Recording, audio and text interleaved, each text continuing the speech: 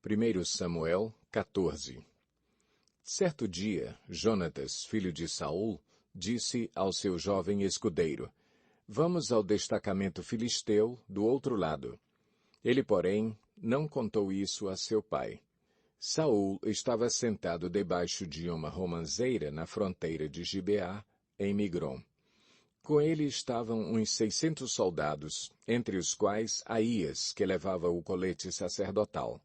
Ele era filho de Aitube, irmão de Icabode, filho de Finéias, e neto de Eli, o sacerdote do Senhor, em Siló. Ninguém sabia que Jonatas havia saído.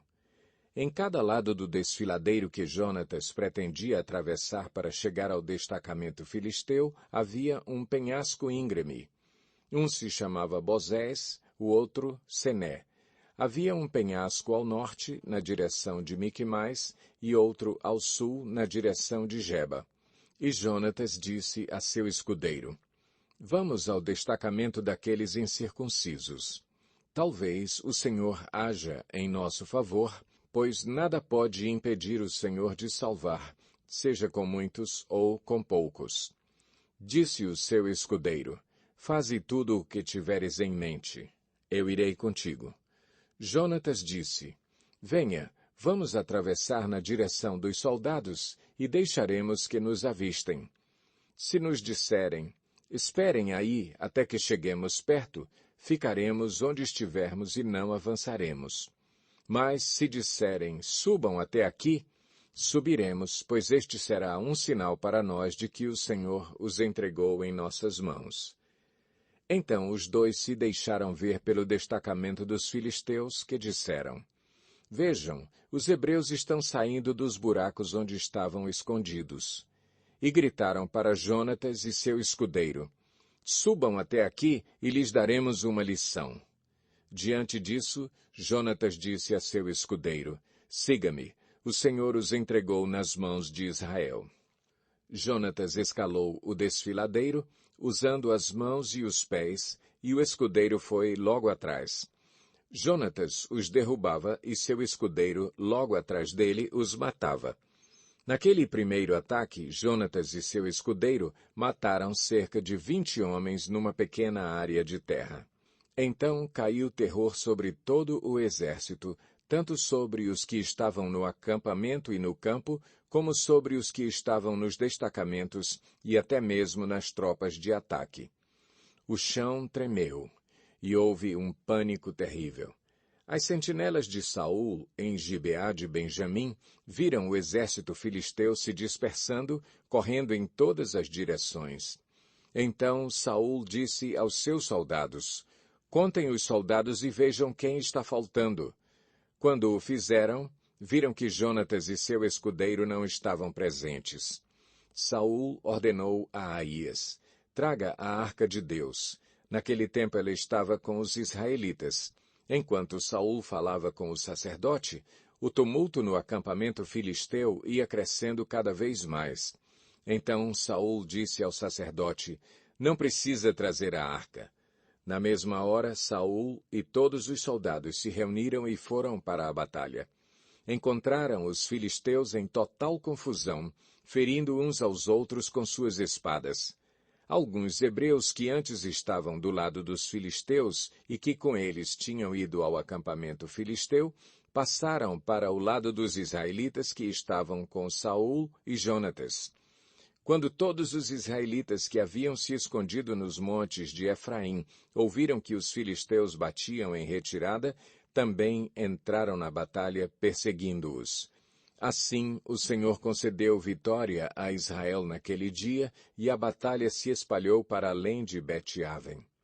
Os homens de Israel estavam exaustos naquele dia, pois Saul lhes havia imposto um juramento dizendo: Maldito seja todo o que comer antes do anoitecer, antes que eu tenha me vingado de meus inimigos. Por isso, ninguém tinha comido nada. O exército inteiro entrou num bosque onde havia mel no chão. Eles viram o mel escorrendo, contudo ninguém comeu, pois temiam o juramento. Jonatas, porém, não sabia do juramento que seu pai havia imposto ao exército, de modo que estendeu a ponta da vara que tinha na mão e a molhou no favo de mel. Quando comeu, seus olhos brilharam. Então um dos soldados lhe disse: seu pai impôs ao exército um juramento severo, dizendo: maldito seja todo o que comer hoje. Por isso os homens estão exaustos. Jonatas disse: meu pai trouxe desgraça para nós. Veja como meus olhos brilham desde que provei um pouco deste mel. Como teria sido bem melhor se os homens tivessem comido hoje um pouco do que tomaram dos seus inimigos. A matança de filisteus não teria sido ainda maior? Naquele dia, depois de derrotarem os filisteus, desde Micmais até Aijalon, os israelitas estavam completamente exaustos. Eles então se lançaram sobre os despojos e pegaram ovelhas, bois e bezerros, e mataram-nos ali mesmo e comeram a carne com o sangue. E alguém disse a Saul: veja, os soldados estão pecando contra o Senhor, comendo carne com sangue. Ele disse: vocês foram infiéis. Rolem uma grande pedra até aqui. Saiam entre os soldados e digam-lhes: cada um traga a mim seu boi ou sua ovelha, abatam-nos e comam a carne aqui. Não pequem contra o Senhor comendo carne com sangue. Assim cada um levou seu boi naquela noite e ali o abateu. Então Saul edificou um altar para o Senhor. Foi a primeira vez que fez isso. Saul disse ainda: desçamos atrás dos filisteus à noite, vamos saqueá-los até o amanhecer, e não deixemos vivo nem um só deles. Eles responderam: faze o que achares melhor. O sacerdote, porém, disse: consultemos aqui a Deus. Então Saul perguntou a Deus: devo perseguir os filisteus? Tu os entregarás nas mãos de Israel? Mas naquele dia Deus não lhe respondeu. Disse então Saul: venham cá todos vocês que são líderes do exército e descubramos que pecado foi cometido hoje. Juro pelo nome do Senhor, o libertador de Israel, mesmo que seja meu filho Jonatas, ele morrerá. Mas ninguém disse uma só palavra. A seguir, disse Saul a todos os israelitas: fiquem vocês de um lado, eu e meu filho Jonatas ficaremos do outro. E eles responderam: faze o que achares melhor. E Saul orou ao Senhor, ao Deus de Israel: dá-me a resposta certa. A sorte caiu em Jonatas e Saul, e os soldados saíram livres. Saul disse: lancem sortes entre mim e meu filho Jonatas. E Jonatas foi indicado. Então Saul disse a Jonatas: diga-me o que você fez. E Jonatas lhe contou: eu provei um pouco de mel com a ponta de minha vara. Estou pronto para morrer. Saul disse: que Deus me castigue com todo rigor, caso você não morra, Jonatas. Os soldados, porém, disseram a Saul: será que Jonatas, que trouxe esta grande libertação para Israel, deve morrer? Nunca!